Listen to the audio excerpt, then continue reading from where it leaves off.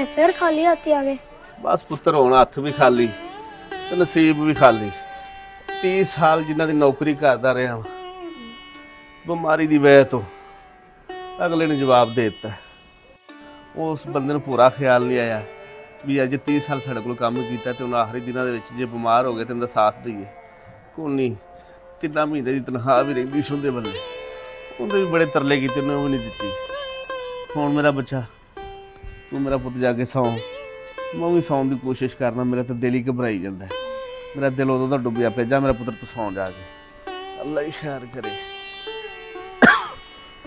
तो दिल ही बैठी जाता मेरा, पता नहीं की होई जाता।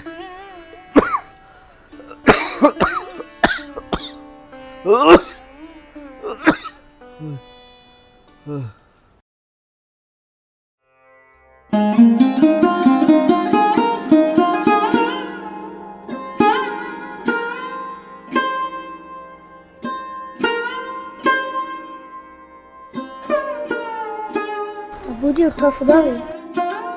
अबू जी, अबू जी, मेरे अबू नु की हो गया? अबू जी, अबू जी।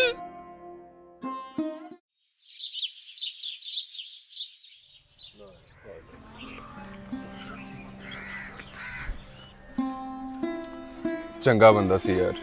बस यार गुरबत ही लैके पै गई। अल्लाह अकबर। देख लो भाजी, अल्लाह पाक दे हुक्म। हाँ जी, बंदे का तुसीं देखो कि एक लम्हे का पता नहीं लगता भाजी। हाँ जी, तैयारियां साडियां किन्नियां ने, लेकिन सानू पता एक लम्हे का नहीं लगता। होया की सी जी इन्हां नूं? बस जी बुखार जिहा होया वा ते अल्लाह नूं प्यारे हो गए। ओह नहीं जी नहीं, बुखार ना कुछ नहीं होया, बस गुरबत ही लै गई। फैक्ट्री 'ਚ ਕੰਮ ਕਰ ਰਹੇ ਸੀ ਜੀ 30 ਸਾਲ ਤੋਂ। ਆ ਜ਼ਰਾ ਕ ਬਿਮਾਰ ਹੋਏ ਆ, ਮਾਲਕ ਨੇ ਵਸਾ ਹੀ ਨਹੀਂ ਕੀਤਾ ਤੇ ਚੁੱਕ ਕੇ ਬਾਹਰ ਮਾਰਿਆ। ਭਾਜੀ ਇਹ ਵੀ ਪਤਾ ਲੱਗਿਆ 3 ਮਹੀਨੇ ਤਨਖਾਹ ਵੀ ਨਹੀਂ ਦਿੱਤੀ ਮਾਲਕਾਂ ਨੇ।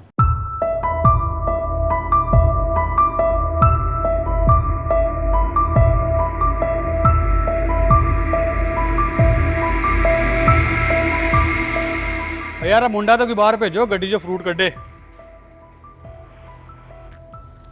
ये कौन साहब ने जी? सलाम अलैकुम जी। वालेकुम सलाम। ओ दुआ कर लो यार।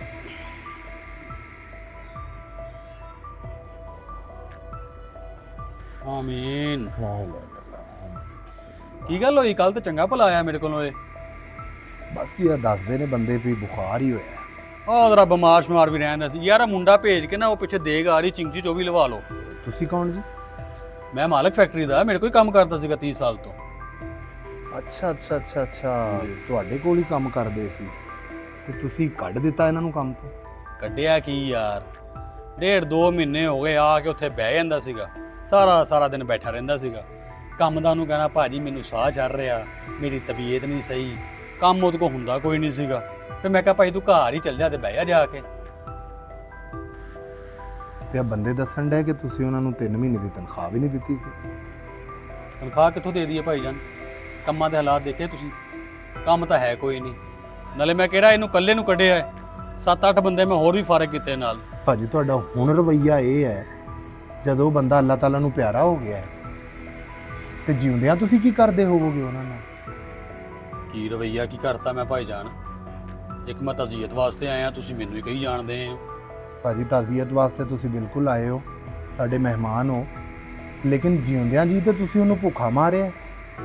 ਯਾਨੀ ਤੁਹਾਡੇ ਤੇ ਅਗਰ ਮੁਸ਼ਕਲ ਪਈ ਤੇ ਉਹ ਬੰਦਾ ਜਿਹਨੇ 30 ਸਾਲ ਤੁਹਾਡੀ ਖਿਦਮਤ ਕੀਤੀ, ਕਿੰਨਾ ਲੱਖਾਂ ਉਹਨੇ ਤੁਹਾਨੂੰ ਕਮਾ ਕੇ ਦਿੱਤਾ ਹੋਣਾ, ਹਲਕਾ ਜਿਹਾ ਬਿਮਾਰ ਹੋਇਆ ਤੇ ਬਜਾਏ ਉਹਦੇ ਨਾਲ ਮੋਢਾ ਲਾਉਣ ਤੇ ਉਹ ਤੁਸੀਂ ਉਹਨੂੰ ਚੁੱਕ ਕੇ ਬਾਹਰ ਕੱਢ ਮਾਰਿਆ।